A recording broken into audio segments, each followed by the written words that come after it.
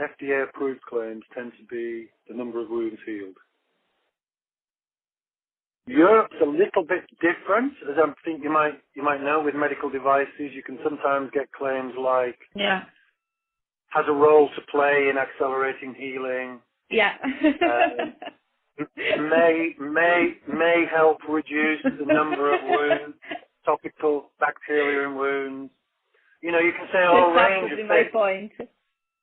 There are several gray zones. Yeah, that's what I know, and that's what I was thinking too. Because in fact, I know that there are several gray zones where you can be, and that's what I would like to understand. If also in this case, there could be a claim which is, as you said, could improve, is able to improve, is supporting this and this and this, which maybe could require lower investment in terms of assurance. I don't know. I don't know what it is, but that is what I would like to understand better.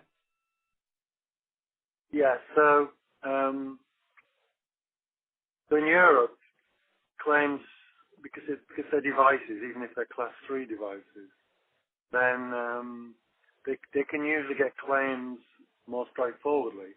But claims are not, obviously, again, they're not the same as reimbursement. You can say what you want, but it doesn't necessarily mean it will get reimbursed. In the US, where these products have been approved, it's usually as a 510K. Are you familiar with that approval route? Yeah. 510K. US, yeah. The 510K means you're saying you're substantially equivalent to something else. All you're saying is, FDA, you've previously approved this product, we're the same. But that has a price to pay, which means you can only claim the same as the product that you're claiming equivalence to. You can't make any new claims. And most of the topical oxygen devices simply say it delivers topical oxygen. So it's not really telling you much more than it does what it says.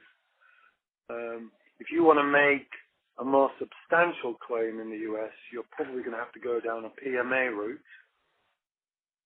Hence the reason for the RCT, for the larger study, or in some cases even a drug or a biologic route if you're delivering hemoglobin to the wound. So I think you can see it's a sort of a complex picture to put together to decide whether these are going to be valuable, because it's what's the technology, how does it deliver the oxygen, what evidence have they already got, what regulatory route have they already achieved, what claim structure have they got, what reimbursement does that lead them to, what am I going to have to do again to make sure that the reimbursement is big enough to make the market opportunity worth investing in? And then what's the chance of success? And usually these smaller companies, I would say, tend to look at all of that and say, oh, that's really complicated and difficult. Let's go and see if we can get a bigger company interested. But I would be sat in a room that's the job I was doing, thinking about all this, and it just isn't as straightforward as saying the really exciting technology, and we've shown on half a dozen wounds it's got this great benefit, and got 3 clinicians who love it, but they've probably never bought it. You've probably given it to them and they love it.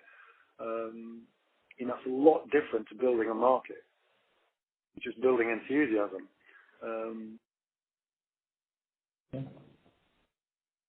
So claims are definitely important, and I think it's a more straightforward approach in the US, where claims are driven by regulatory, and there's a sort of CMS will reimburse on the back of FDA-approved claims, and although CMS rules sometimes are not logical, they are clear.